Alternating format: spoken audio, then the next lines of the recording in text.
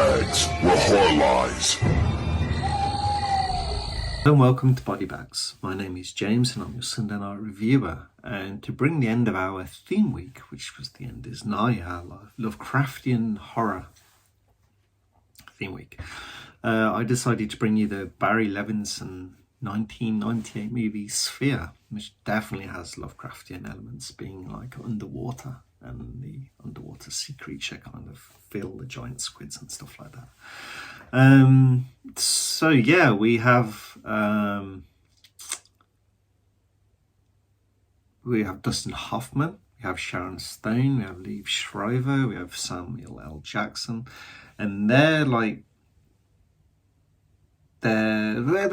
have different professions, like psychiatrists, like mathematicians. They're all within different areas, and they've been called to what they believe is a plane crash in the ocean. But that's not the case. What's found is what is believed to be an alien spacecraft, like under the water. Now it's under this coral that's grown a certain amount, so they can try and track it back to that. It's been there in the ocean for 300 years, and this thing is huge.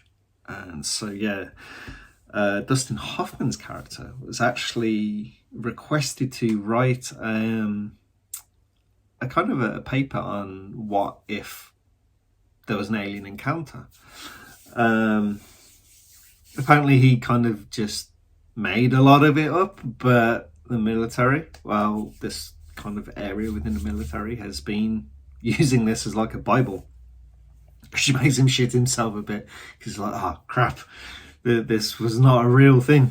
But yep, it's a real thing. That's so we've got his task force of these 4 people, and so they have this underwater kind of base where it's set up so they can kind of go inside the craft, which they do, and they find this sphere. And yeah,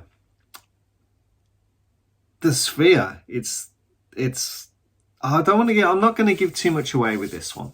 It's not one to give too much away, but it's very kind of psychological playings. It's like, what happening? Is it happening? And if it is happening, how's it happening? And if there's manifestations, where are they coming from? And how are they being created?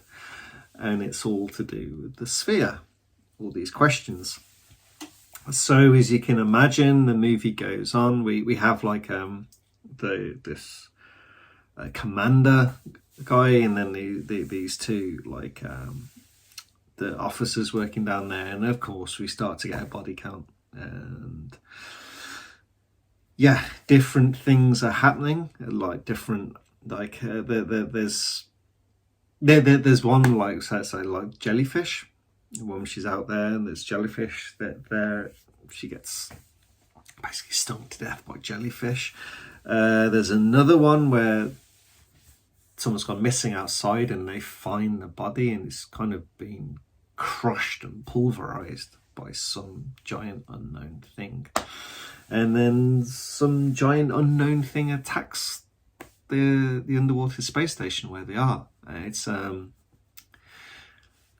yeah, and this whole time they are talking to the sphere. The sphere's name is Jerry, they believe. So yeah, it's this, I wouldn't call it it's not a malevolent force, but there's this sphere, this alien sphere that's been on its own for 300 years and it's getting some conversation now with some intellectual people. And yeah, it's kind of interesting. This Dustin Hoffman plays his part very well. He's very likable. He's very kind of natural to how he is. Yeah, he's a really good actor. Even in something like this, which I think could have been a lot better, it's very drawn out. It's very long for what it is. I mean, yeah, it's kind of necessary to the story, or it kind of fits to the story. It doesn't feel like they're necessarily like stretching and dragging it out. But still, like with some editing, they could have maybe trimmed this to move a little bit faster. But saying that, it's like I preferred the first half when there isn't so much going on, when you're finding out, when the second half comes and you have more action orientated kind of emphasis to the movie. It's like I didn't enjoy it as much. It's kind of it lost its way a little bit. It's like, I don't know. I just preferred the start. I tend to be like that with movies. I mean, you look at some of these big trilogies. Lord of the Rings, for example. Fellowship of the Ring is my favourite. Of course, there's action there, but it's all about the story and the build-up. And those are the bits that I tend to enjoy more. So maybe that's why I just enjoyed the first half of this movie.